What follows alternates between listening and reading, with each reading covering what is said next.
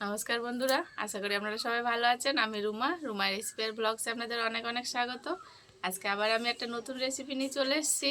আজকে আমি পাঁপড় বানাবো, যেটা বাচ্চা বড় সবারই ভালো পছন্দ হয়। তারই একটা রেসিপি দেবো। 1 বাটি ময়দা দিয়ে অনেকগুলো পাঁপড় বানানো যাবে, ঘরোয়া কিছু উপকরণ দিয়ে। ভিডিওটা শেষ পর্যন্ত দেখার জন্য অনুরোধ রইল। তাহলে চলুন আমি ভিডিওটা শুরু করি। আর পাঁপড়ের জন্য আগে এরকম হাঁড়িতে জল গরম বসিয়ে দিয়েছি, জলটা একটু ফুটে উঠবে, তাহলে তাড়াতাড়ি হয়ে যাবে। এবার আমি একটা ব্যাটার বানিয়ে নেবো ময়দাটা দিয়ে। 1 বাটি ময়দা নিয়ে নিয়েছি, একটা বড় পাত্রে নিয়ে নেবো। আমি ময়দাতে কিছু ঘরোয়া উপকরণ মিশিয়ে নেব।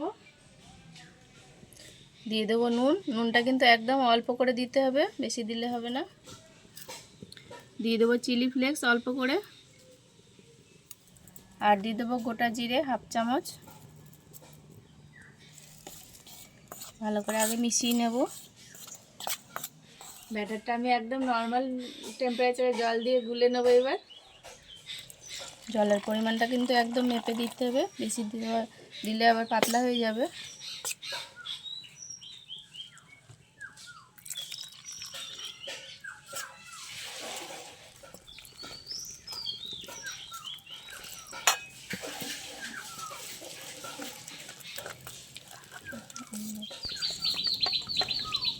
ব্যাটারটা আমি ভালো করে গুলে নিয়েছি, আর এই দেখুন এর ঘনত্বটা কিন্তু এরকমই থাকবে।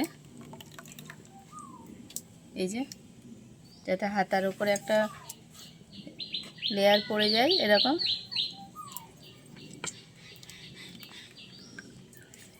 এরকম থাকবে, বেশি মোটা আর বেশি পাতলা করা যাবে না। এইরকম পাত্র নিয়ে নিয়েছি, এতে আমি অল্প করে তেল মাখিয়ে নেবো। একদম বেশি তেল মাখানো যাবে না, বেশি তেল লাগালে কিন্তু ময়দাটা ভালো বসবে না, সরে যাবে, আর এদিকে চারিদিকে হবে না।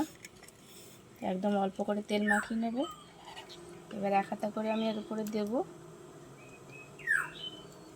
এরকম করে চারিপাশ ছড়িয়ে দেব।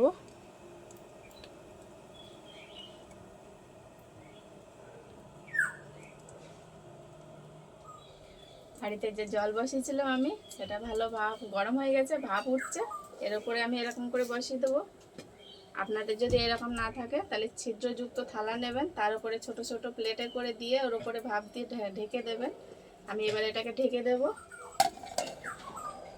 একটা হচ্ছে, তার মধ্যে আমি আরেকটাতে তেল মাখিয়ে নেব। এরকম অল্প করে একটা সাদা ছোট কাপড়ে করে তেল মাখাতে হবে, যাতে বেশি তেলটা না পড়ে। এবার আমি খুলে দেখে নেব। এটা কিন্তু 15 থেকে 20 সেকেন্ড রাখলেই হয়ে যাবে। আমি প্রায় 20 সেকেন্ড মতো রেখেছি। এই দেখুন কি সুন্দর হয়ে গেছে। এবার এটা আমি নামিয়ে রাখবো ঠান্ডা হওয়ার জন্য। একইভাবে আমি আরেকটা বসিয়ে দেবো।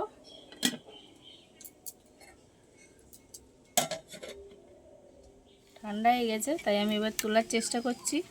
প্রথমটা কেমন হবে জানি না, একটু তুলে নিচ্ছি। এই দেখুন,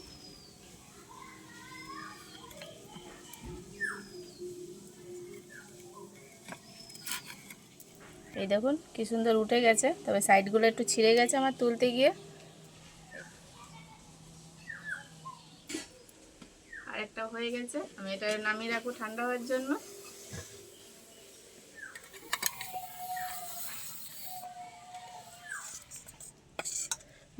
যবার নেব এরকম করে একটু গুলিয়ে নিলে ভালো হয়। আবারও দিয়ে দেবো।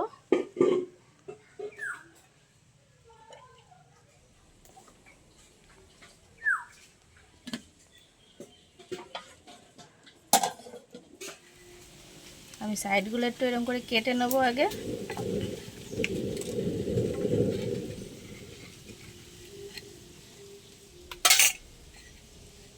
আবার তুলে নেব। এই দেখুন কি সুন্দর উঠে যাচ্ছে একদম। এই দেখুন একদম গোল উঠেছে।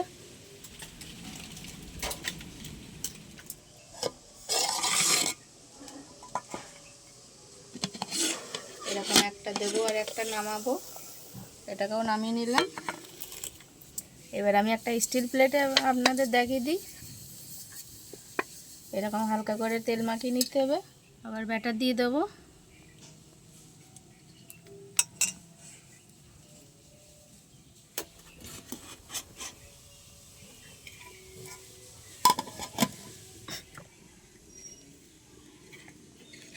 দেখুন কি সুন্দর উঠে যাচ্ছে, একদম একদম গোল হয়ে উঠে যাচ্ছে।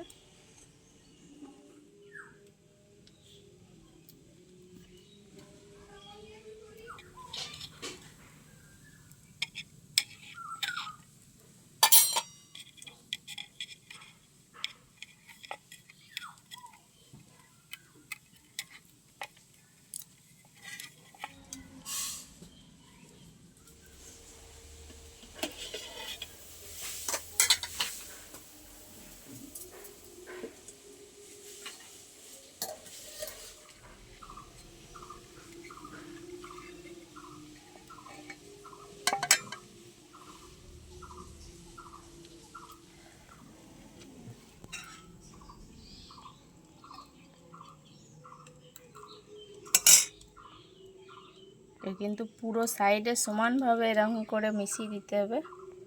এক সাইড যদি পাতলা হয় না, তখন সেটা আবার উঠতে চাইবে না, ছিঁড়ে যাবে ওখান থেকে। এর জন্য পুরো সাইডটা এরকম সমান করে দিতে হবে।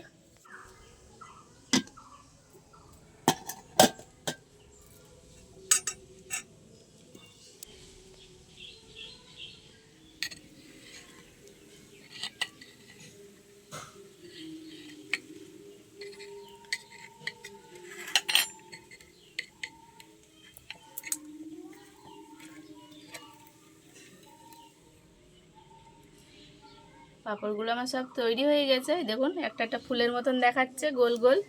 আর এই চিলি ফ্লেক্সটা দেওয়ার জন্য আর কালারটাই পুরো চেঞ্জ হয়ে গেছে। তাই এবারে আজ তো এখনও রোদ্দুর বেরোয়নি, রোদ্দুর বেরোলে আমি ভালো করে শুকিয়ে আপনাদের একদিন পরে দেখা করছি।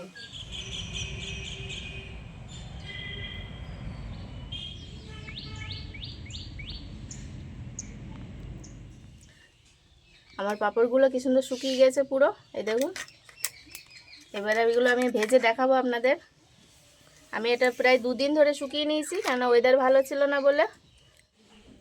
পাঁপড়গুলো ভাজার জন্য আগে থাকতে আমি তেল বসিয়ে দিয়েছি, এবার গরম হোক তেলটা, তারপরে আমি পাঁপড়গুলো ভেজে দেখাবো।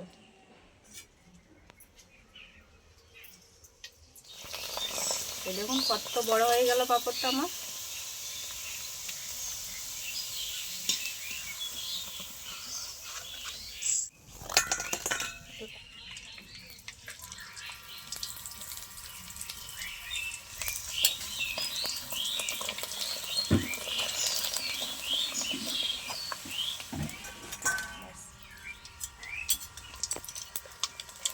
এরকম করে একটু চেপে টেনে ধরে রাখলে আর গুটিয়ে যাবে না।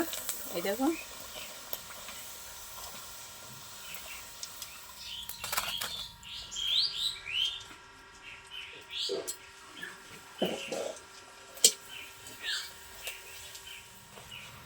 একদম দোকানের মতন বড় বড় হচ্ছে।